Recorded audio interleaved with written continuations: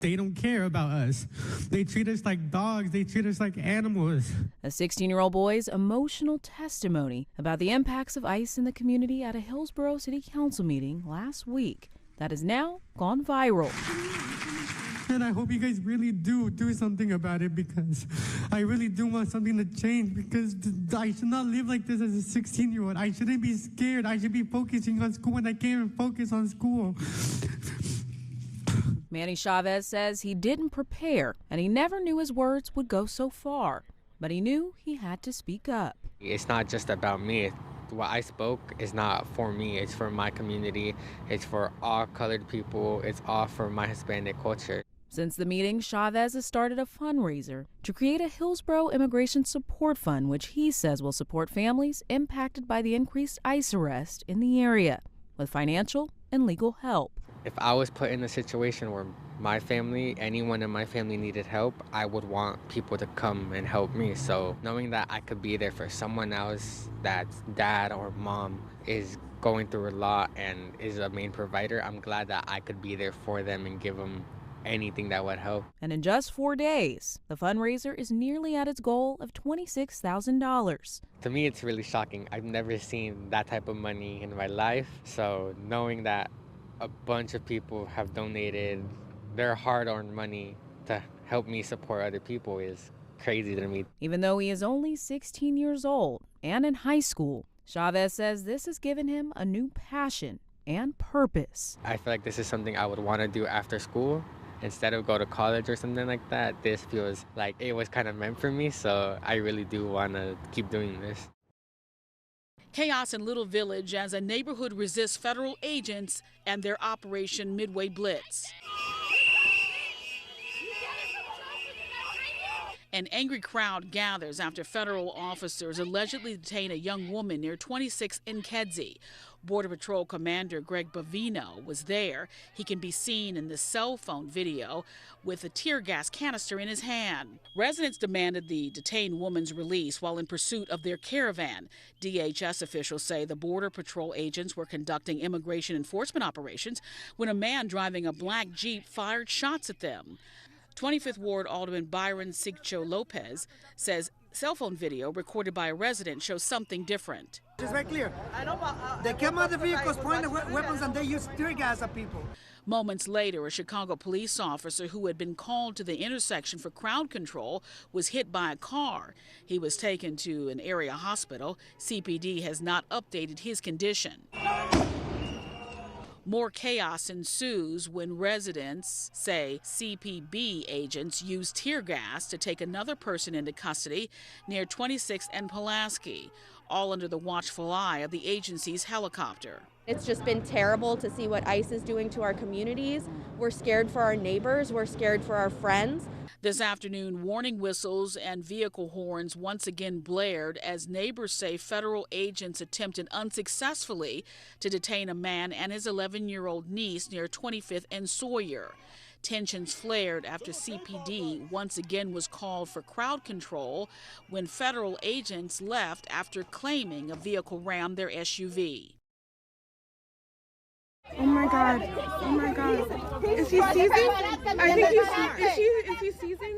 Video obtained by CNN shows a man apparently having a medical episode during an immigration and customs enforcement arrest. The incident happened when ICE officers were detaining a woman identified by the Department of Homeland Security as Juliana Malena Ojeda Montoya. The Department of Homeland Security said in a statement she's an undocumented immigrant from Ecuador who in August allegedly, quote, repeatedly stabbed her co-worker with scissors and then threw a trash can at her victim. She was in an SUV with her husband, Carlos Sebastian Zapata, and their daughter when ICE stopped them.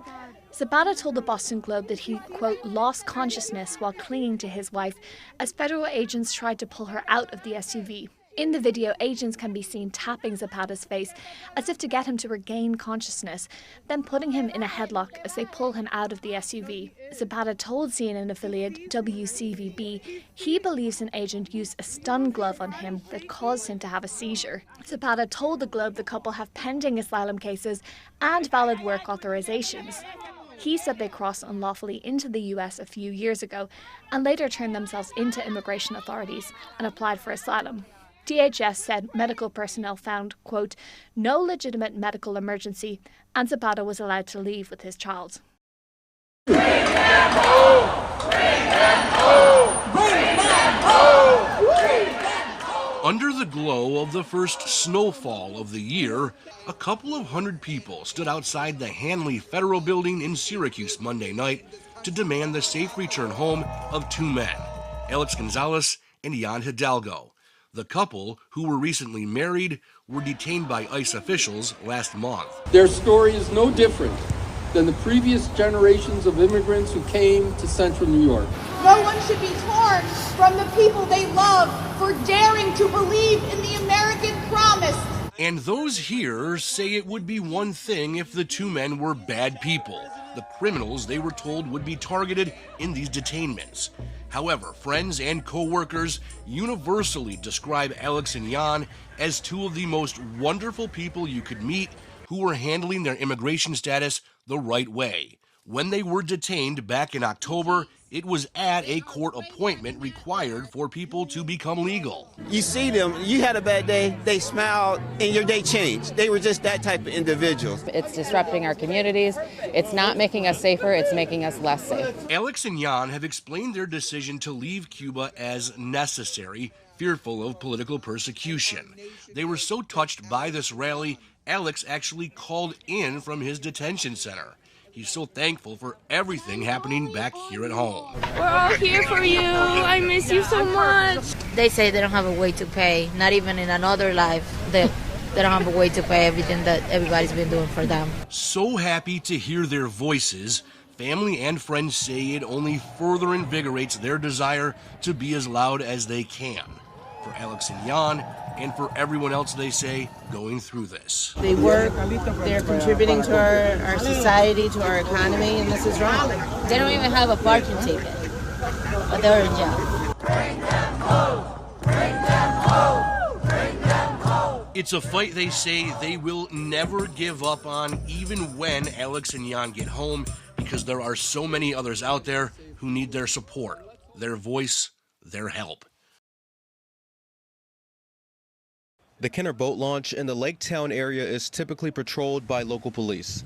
But volunteer activist for Unión Migrante, Rachel Tabor, now fears for people's safety in the area following an ICE raid where more than a dozen people were detained Friday.